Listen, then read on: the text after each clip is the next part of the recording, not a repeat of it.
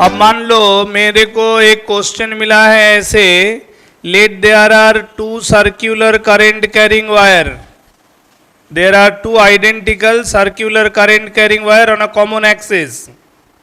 समझ में आया? दोनों का रेडियस है, ठीक है। सेंटर C1, इसका centre C2, centre to centre this line joining is 4A, ठीक है। समझ में आया कि नहीं आया?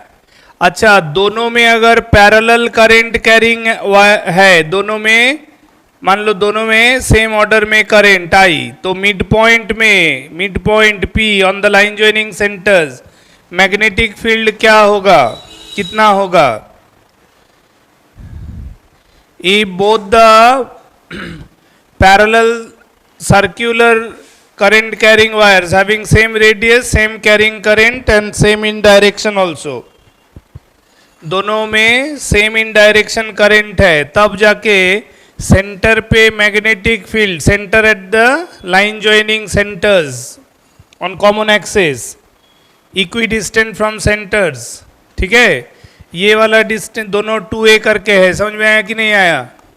ये 2A, ये 2A। अब कितना होगा मैग्नेटिक फील्ड P पॉइंट पे? फॉर्मूला याद है ना, mu naught I A square by 2R क्यूब। आर कौन सा होता है? आर, ये डिस्टेंस को आर बोलते हैं, दिस इज आर। ध्यान से देखो ज्योमेट्री, स्लैंट हाइट को आर कहा था, 3 डायमेंशनल ज्योमेट्री है। अब तुम खुद सोचो कि अगर मेरा ये इसको ऐसे 3D ज्योमेट्री है, तो ये मेरा ये बॉक्स मान लो प्लेन ऑफ सर्कल है, बॉक्स सबको दिख रहा है ना, प्लेन ऑफ सर्कल है, ठीक है। अब मान लो इस सर्कल में मैं ऐसे ये ऑर्डर ऑफ करंट लिया, ठीक है, तो किसी भी करंट एलिमेंट के वजह से मेरा, अगर मैं इस ऑर्डर में करंट लेता हूं तो to a point on right side P, पहला सर्कल के लिए, पहला वायर के लिए P राइट साइड पॉइंट है, ये ऑर्डर है। तो तुम, अगर मैं करंट को इस ऑर्डर में मान रहा हूं गोइंग दिस वे, ठीक है, तो तुम्हारे हिसाब से विद दिस रेफरेंस जो पॉइंट P है right side of the first circular loop, उसमें मैग्नेटिक फील्ड का डायरेक्शन किधर होगा? अवे फ्रॉम सेंटर या टुवर्ड सेंटर? फिर से ध्यान से बात को समझो, ये ऑर्डर है, इसीलिए मैं पूरा 3D ज्योमेट्री पर बात कर रहा हूं। ये ऑर्डर है, तो मैंने डायरेक्शन ऑफ P के लिए क्या कहा था कि अगर करंट एलिमेंट, मान लो एक करंट एलिमेंट ऐसे जा रहा है, तो टॉप में एक करंट एलिमेंट सोचो, करंट ऐसे, तो ये हमारा हाथ रेडियस वेक्टर होता है ना, तो मैग्नेटिक फील्ड किधर जाएगा? इनसाइड नहीं जाएगा। ये अगर रेडियस वेक्टर है तो इससे इधर जाएगा, this will be the dB। यहां अगर मैं एक करंट एलिमेंट dl लेता हूं तो दिस इज dB। उसी तरह से इसके अगेंस्ट में भी जो करंट एलिमेंट होगा उसका dB ऐसे, तो अल्टीमेटली नेट B इधर होगा P पॉइंट पे with respect to this order current. ध्यान से समझो बात को, ये ऑर्डर करंट ऐसे जा रहा है, मैग्नेटिक फील्ड अंदर की तरफ होगा। करंट हमारा दूसरा कॉइल में है, दूसरा कॉइल में भी उसी ऑर्डर में करंट है। अब हमारा required point two the left of the coil, second coil के रेस्पेक्ट में लेफ्ट साइड है ना, हाँ या ना? सेकेंड कॉइल के रेस्पेक्ट में अगर लेफ्ट साइड है, तो अब फिर से मेरा करंट ऐसे सोचो, करंट वही ऑर्डर जा रहा है ना, तो ऊपर वाला एलिमेंट के लिए, उसके लिए मैग्नेटिक फील्ड किधर जाएगा? ये ऐसे। अब यहां जो करंट एलिमेंट है इसमें करंट ऐसे, अब लाइन ज्वाइनिंग रेडियस वेक्टर ये, अब मान लो ये जो dB है, ये जो रेडियस वेक्टर है, इसके लिए dB इधर जाएगा। अब उसका करस्पॉन्डिंग दोनों अगर सेम ऑर्डर में है तो dB इधर जाएगा, यानी कि इसका जो नेट भी वो भी इसी डायरेक्शन में होगा।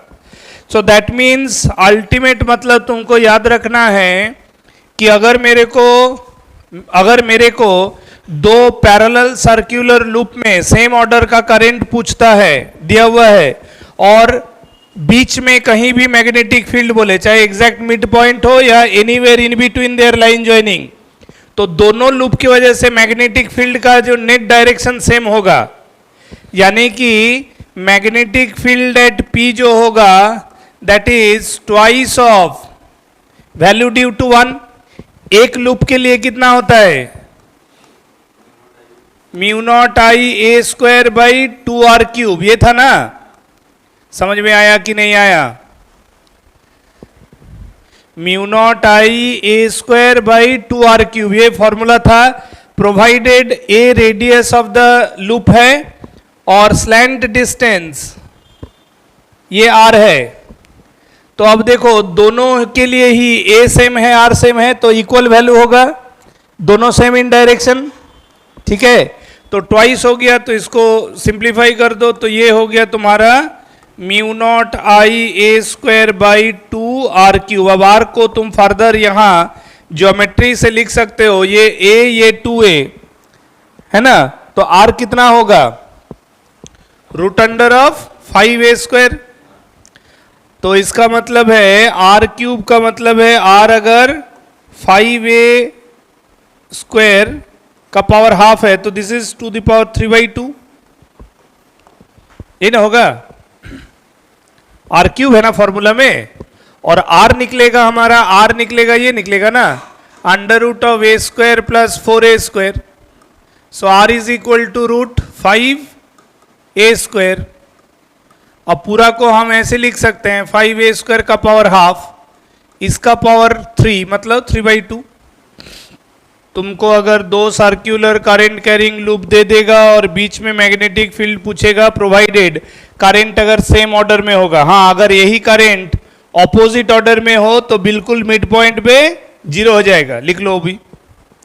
इन अ सिमिलर ज्योमेट्री लिख लो, in a similar geometry if current flows opposite in order, then magnetic field at P will be 0. Then magnetic field at P will be 0.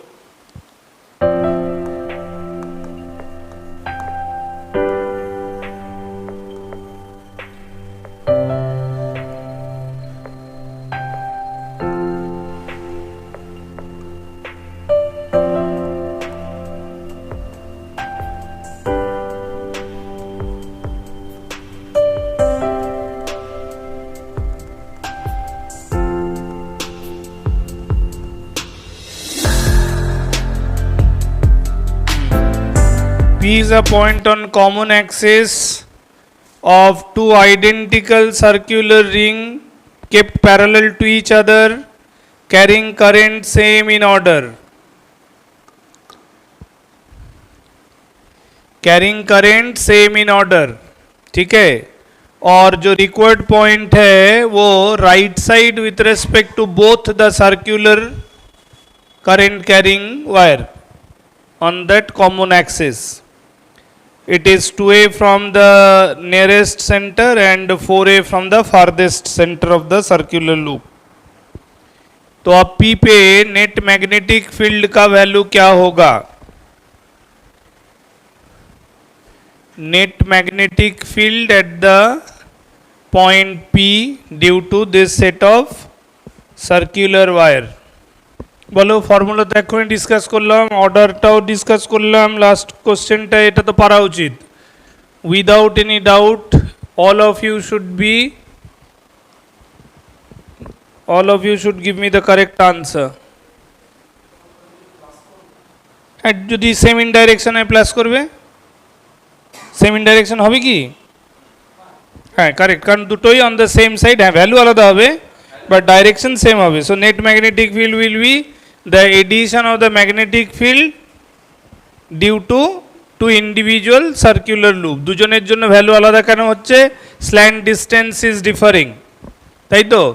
একটার জন্য স্ল্যান্ট ডিস্টেন্স যদি, এইটার জন্য এটা একটা স্ল্যান্ট ডিস্টেন্স r1, যখন কিনা এটার জন্য slant distance r2, so calculation of r1 আর r2 তো ডিফারেন্ট হবে।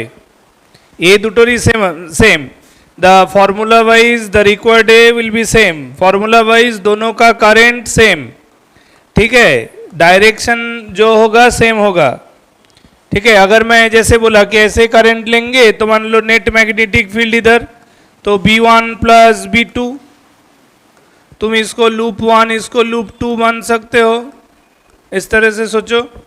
तो नेट मैग्नेटिक फील्ड P पे ऐड होगा, ठीक है।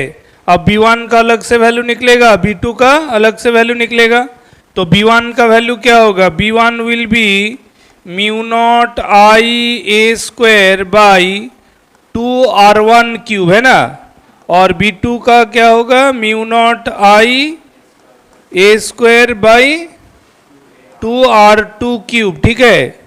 अब सवाल है तुमको अलग से R1 और R2 को इवेल्युएट कर लेना है। R1 कितना होगा? Under root of A square plus 16a square, हाँ कि नहीं? सो ये रूट 17 ऑफ ए, है ना। এইটা 2a প্লাস 2a তো 4a এর স্কয়ার কত হবে? 16a স্কয়ার, আর এটা a স্কয়ার, তাহলে পাইথাগোরাস লাগালে R1 এটা হবে। and R2 will be क्या है बोलो? Root under a square plus 4a square, that is R2 is root 5a। समझ में आया? अब ये वैल्यू डाल दोगे तो नेट B, यानी कि this implies that B at P will be the vector sum of B1 and B2। समझ में आया कि नहीं आया? ठीक है। तो जब एक point on either side of the two parallel current carrying conductor होगा तो वहां नेट मैग्नेटिक फील्ड ऐड होगा। यही अगर दोनों में same value current opposite in order दे देते तो तब P पे क्या होगा? Magnetic field subtraction between them, कारण दोनों का तब ऑपोजिट डायरेक्शन पे हो जाएगा ना।